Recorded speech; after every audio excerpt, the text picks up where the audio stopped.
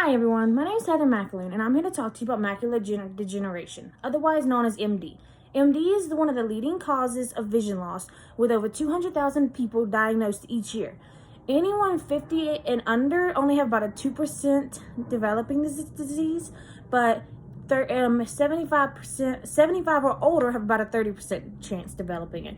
Typically, it is normally the elderly people who get diagnosed with it. Now, in order for you to know about this disease, we have to learn about parts of the eye. So here is an actual image of the eye that I've printed out for us to look at. So the cornea, which is the front part of the eye over here, which is the one highlighted, this is the front part of the eye, and it works with the lens acting as a focusing system. This is clear. Now the retina, which is in the back here, it's how your vision turns out clear. If for some reason the retina is not flat, then the vision will be blurry. Now the macula, which is right back here as well, it's right here in this area. It's the very center of the retina. This is what's required for our world to see in color, like when you're driving and so on. It lets you do the activities along those lines. The fovea, which is right here, this is how we see the sharpness in pictures. It's the most sensitive part of the macula, and it's located right in the middle of it. The choroid, which is right here at the very top, this is the carpet of blood vessels that when we talk about later, you'll know where that's at. It also supplies the retina with nourishments. Now, the Bruch's membrane, which is right here in the middle, it's a thin semi-permeable membrane, which is located in the middle between the retina and the choroid, and it serves as an additional protective buffer. And then the sclera is the outside of the eye. So, I bet you're wondering how it develops. So, macular degeneration has two types. It has dry and wet. Wet is the most severe, dry is not. So, dry is when the debris in the Bruch's membranes that we talked about, it impedes the flow of oxygen, micronutrients, and cellular waste in the eye. So, dry macular degeneration is the most common. It affects 90% of the cases. There are 3 stages that can be diagnosed. One, it's the early, the intermediate, and the advanced. So once it gets severe enough, dry macular degeneration then forms into wet macular degeneration. So wet macular degeneration affects about 10% of the cases that develop. It is when abnormal fragile blood vessels that grow underneath the retina leak blood or other fluids. So there are actually 3 types. Technically there are 2. The last one is a combination of the 2. There are 3 types of the wet macular degeneration. There's the occult wet macular degeneration, which occurs when there's a low amount of buildup of fluids or blood in the tissue under the retina in the eye. And there's also the occult retinal, which is, so the classic wet degeneration, which is the first one. The classic wet occurs when the abnormal blood vessels rapidly leak blood or other fluid or tissues under the retina, potentially causing sudden or significant problems with central vision. Then you have the occult one, which is where there's a low amount of buildup of fluids under the tissue of the retina. They are confusing and they can get mixed up like I just did, so please be careful with that. Then you have the third one, which is the mixture of the 2. It can be occult and classic macular degeneration, where one eye may leak or have a massive leakage to the eye, and the other one could be fine. It could just be the blood vessels are swelling up. So there is no treatment for scarring. The scarring can occur with the blood vessels the way they leak. There is no treatment for it. So other effects that are caused by macular degeneration is vitreous hemorrhaging, which is where the bleeding that invades the vitreous, which is a clear like jelly substance that fills inside the eye.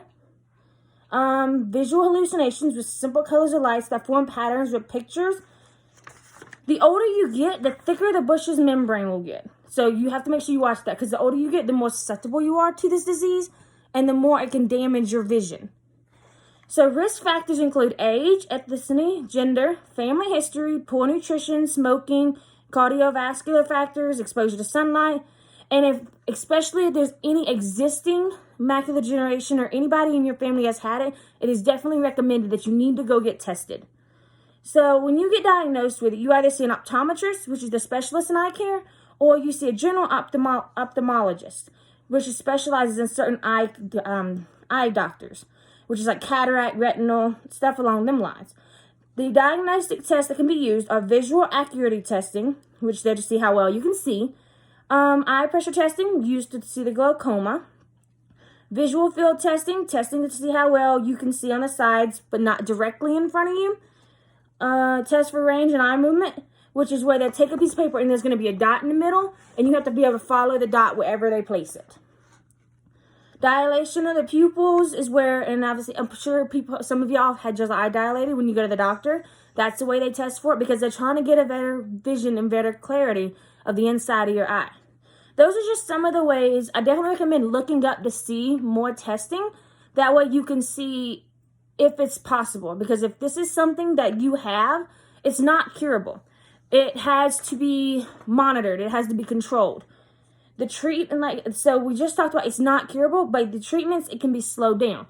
The only treatment out there is to try to slow it down by preventing it from reaching the most severe, is the wet macular degeneration. You can manage it by vitamins, natural supplements, monitoring at home using an Amsler grid, which is what they put a piece of paper on, and they can move the dot on the paper, and that you would literally sit and follow the dot. Now, if that dot seems blurry in any of the spots that you look in where it moves, definitely get tested. It is recommended. Because if not, and you have this disease and it gets worse, you could potentially lose your vision. And I know we don't want to do that. So, if you have wet macular degeneration,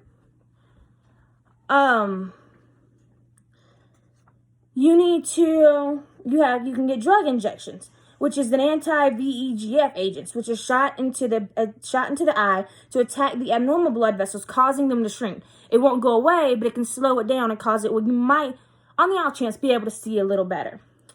So they can use anesthetics like droplets, eye cream, or so on to numb the eye, so that way you don't feel the needle going in there, because I know that's really scary. And they can use a thermal laser, which is FDA-approved treatment that heats and destroys abnormal blood vessels under the retina. However, it can cause a permanent blindness in that little part of the eye that you've seen. That is one of the side effects, one of the risks that you take. So you can reduce the risk of macular degeneration by getting routinely eye exams, reducing the risk of cardiovascular disease by controlling your blood and your blood pressure and cholesterol levels. Quit smoking, exercise often. The same old stuff that you hear, it's for your benefit, the doctor tells you, because it helps take care of your body. Your body, your eye, your blood vessels, all of it adds up. You want to make sure you take care of it and be healthy and watch the smoke. Don't smoke. Do healthy meal plans. Exercise. Get tested. If any of these diseases run in your family, get tested. It doesn't matter if you don't think you have it. Go ahead and get tested just to be on the safe side. So, if you do have macular degeneration, which unfortunately it does happen, you can live with it by seeing a low vision specialist, or you can do magnifiers, eyeglasses, anything along, sorry, my dog sneezed, anything along those lines that can help you. Always make sure you're improving the lighting. Make the font bigger. Make it easier to see. Don't struggle and strain your eyes to see on your phone or on your tablets or anything like that. You want to make sure that you can see clearly, that you're not straining it. So the more you strain it, the worse it can get. Go see a doctor. Just to make sure to verify. It's recommended. Thank you. Have a good day.